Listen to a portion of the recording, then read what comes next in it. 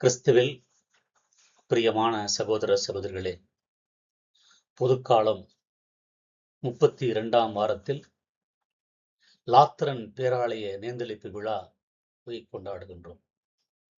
இந்த நேர்ந்தளிப்பு விழாவிலே கடவுளின் ஆலயம் கிறிஸ்துவின் உடல் என்கிற இந்த மைய கருத்திலே நாம் தியானிக்க இருக்கிறோம்.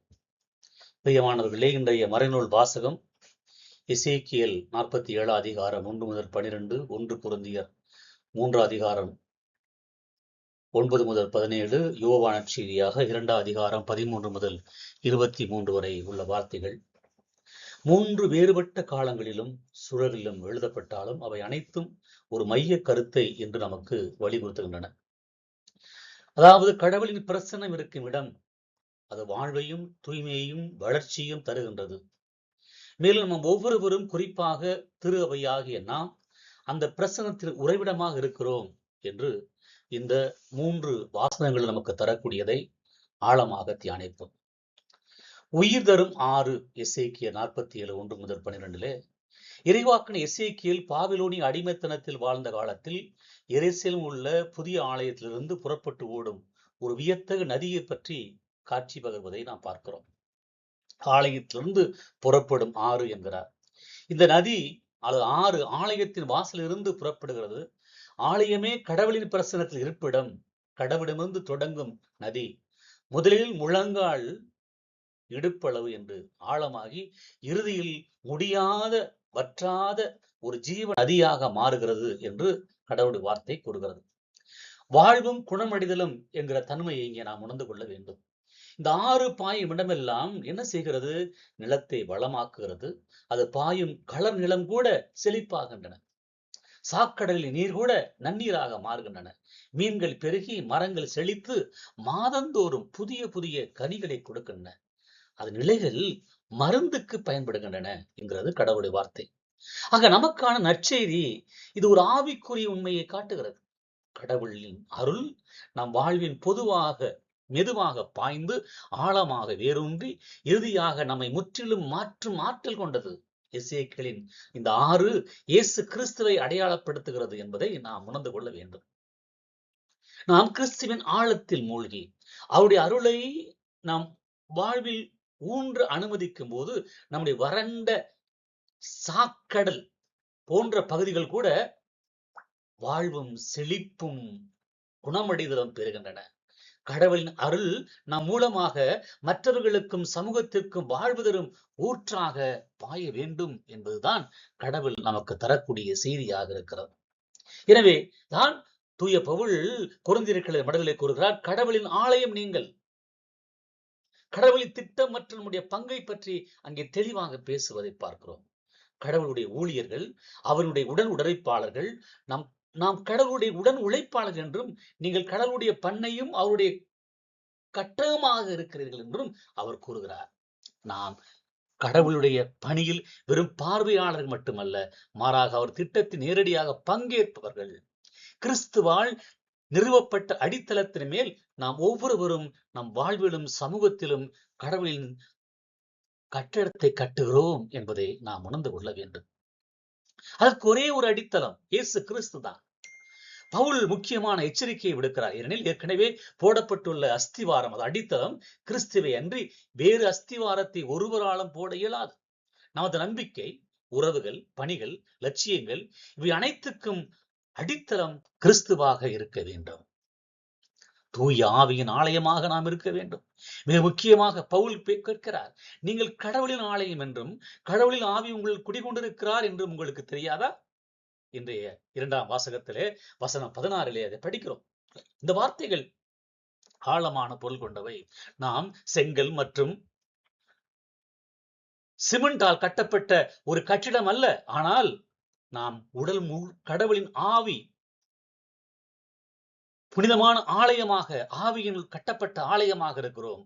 ஒரு கத்தோலிக்கராய் நமக்கு இது நாம் வாழும் ஒரு சமூகமும் ஒவ்வொரு குடும்பமும் ஒவ்வொரு தனி மனிதனும் புனிதம் என்பதை காட்டுகிறது.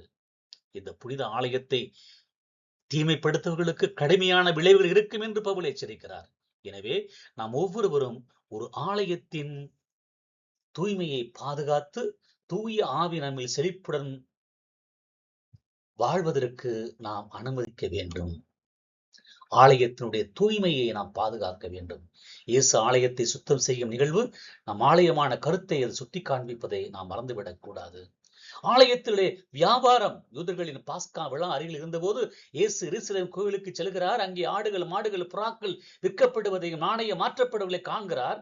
கோவில் என்பது மக்களுக்கும் கடவுளுக்கும் இடையே உள்ள ஒரு புனிதமான இடம்.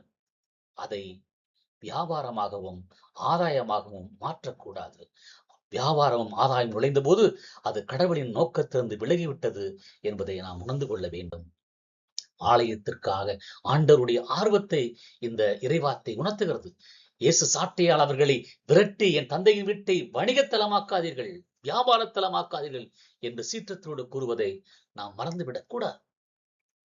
அவருடைய சீடர்கள் உமது வீட்டை குறித்த ஆர்வம் என்னை எரித்துவிடும் என்கிற வார்த்தைகளை அங்கு மேற்கோள் காட்டுவதை, அங்கு உணர்ந்து கொள்வதை நாம் பார்க்கிறோம்.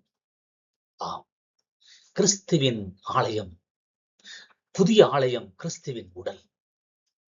நாம் கிறிஸ்துவின் ஆலயமாக இருக்கிறோம்.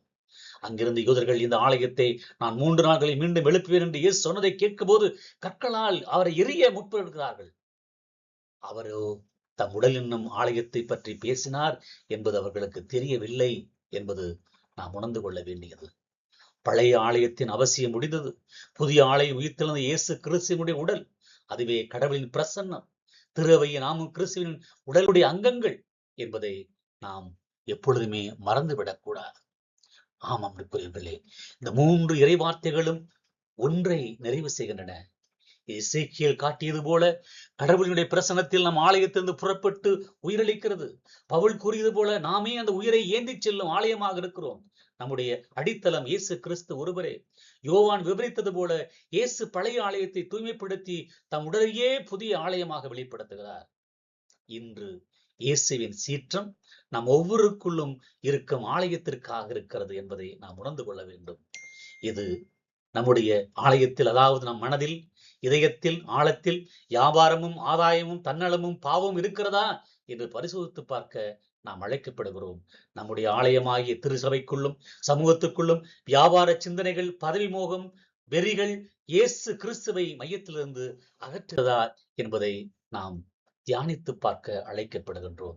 நாம் ஒவ்வொருவரும் இயேசுவின் ஆலயத்தைப் போல தூய ஆவியானவருடைய வழியிலே இடமாக இருக்க வேண்டும். இதை உணர்ந்து நமது ஆலயத்தை நாம் புனிதமாக பேண வேண்டும். கிறிஸ்துவின் வார்த்தைகளே நம்முடைய ஒரே அடித்தளமாக இருக்க வேண்டும். பாருங்கள், எசேக்கியேலுடைய தரிசனத்தில் வரும் நதி போல ஆழமாக கிறிஸ்துவின் அருளிலே மூழ்குவோம். நமது ஆலயத்தின் ஒவ்வொரு மூலையிலும் இயேசுவின் அருள் பாய்ந்து நமக்கு மட்டுமல்லாமல் நமக்கு சுற்றியுள்ள அனைவருக்காகவும் வாழ்வும் குணமடைதலும் தரும்படி நாம் ஜெபிப்போம். நாம் ஒவ்வொருவரும் கிறிஸ்துவின் உடலாகிய திருச்சபையின் உயிரூட்டமுள்ள ஆலயமாக மாறுவோம். அன்புக்குரியவர்களே, இந்த இன்றைய மறையுரையின் மேலும் ஆழப்படுத்துவோம். விசேடமாக கடவுளின் அருளை பெறும் கருவிகளை திருமுழுக்கு மற்றும் உறுதி பூசல் ஆகிய அருட்சாதனங்களிலே தூய ஆவியானுடைய அபிஷேகம் எவ்வாறு செயல்படுகிறது என்பதையும் நம்முடைய 3 இறைவார்த்தைகளோடு இணைத்து நாம் சிந்திக்கலாம்.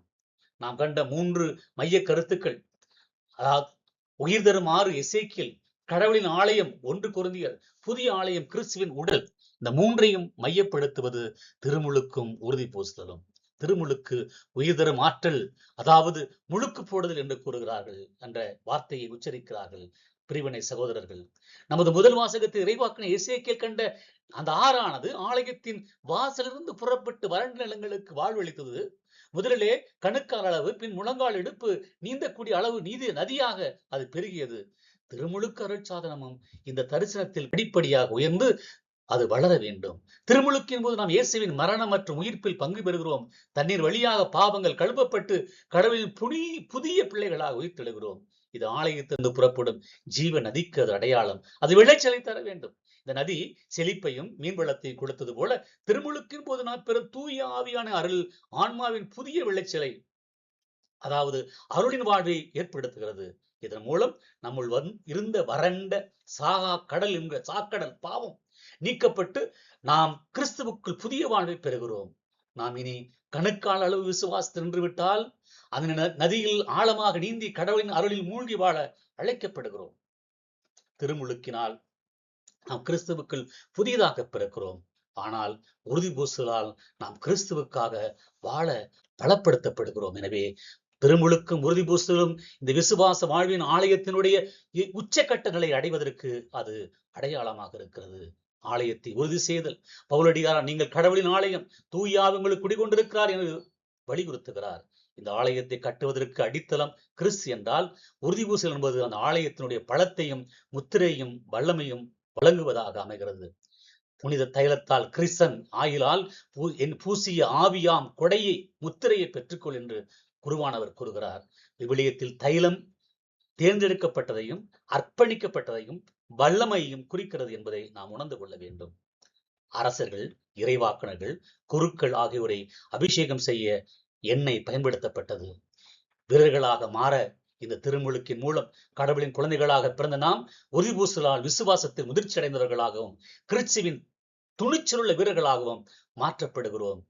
இது நமக்கு கிடைக்கும் ஆவியின் முத்திரை, சீல் ஆஃப் த ஸ்பிரிட் என்று கூறுகிறது. இந்த முத்திரை கிறிஸ்துவின் உடைமை என்பதையும், அவருடைய தூய ஆவியால் நிரப்பப்பட்டவர்கள் என்பதையும், அவருடைய பணியில் பங்கேற்க தேர்ந்தெடுக்கப்பட்டவர்கள் என்பதையும் உறுதிப்படுத்துகிறது. ஆலயத்தில் உறுதியை இது உணர்த்துகிறது. பவுல் நம்மை ஆலயத்தின் கட்டடமாகவே கருதுகிறார்.